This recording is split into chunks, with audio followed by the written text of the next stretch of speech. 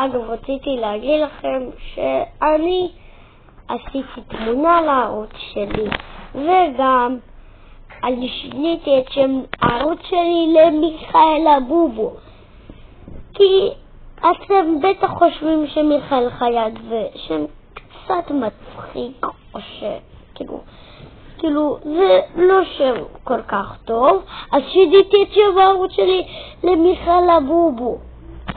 אם גם לכם יש ערוץ, אז אתם יכולים גם לעשות תמונה, מה שאתם רוצים,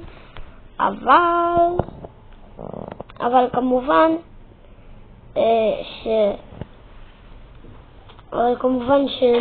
אתם יודעים,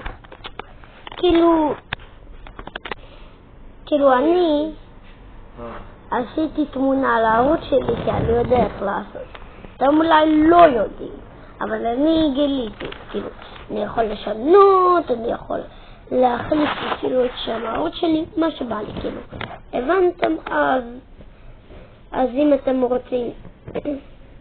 אם אתם רוצים אגב גם לכם לעשות סרטון הזה, כשאתם נכנסים ליוטיוב תסתכלו למטה, יש שם דף הבית, יש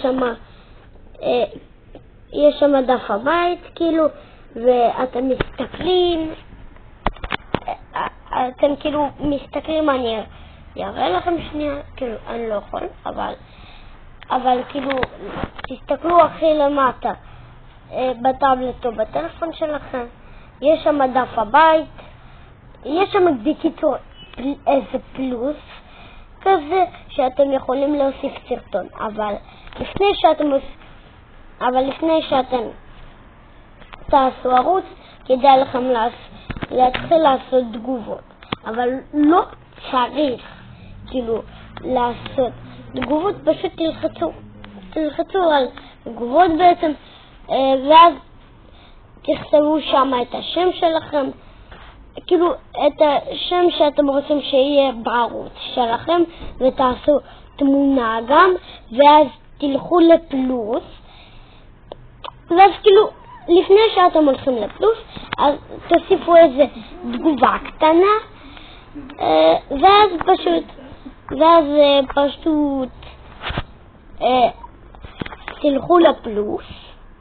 אתם גם תראו שם שיש לכם איזה דף, אבל לפני שאתם הולכים לדף שלכם, תלכו לפלוס, תעשו סרטון, ואז פשוט אתם יכולים לעשות איזה סרטון שאתם רוצים. רק סוד קטן, שלפני שאמא שלי, טוב, לא סוד הזה, סוד אחר, ילדים שההורים שלהם לא עושים להם, שההורים שלהם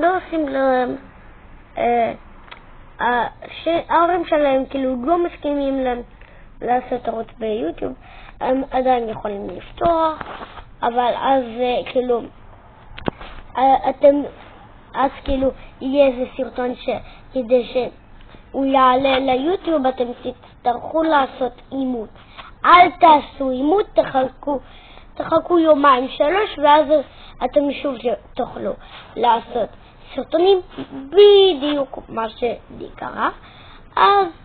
אז אם אתם תצטרכו לעשות אימות, אז פשוט תחכו יומיים 3, ואז הכל יחזור ואתם תוכלו שוב לעשות סרטונים. אז ביי, נהנתם מהסרטון. אם הסרטון שלי יעבוד, תרשמו לי בתגובות. ביי.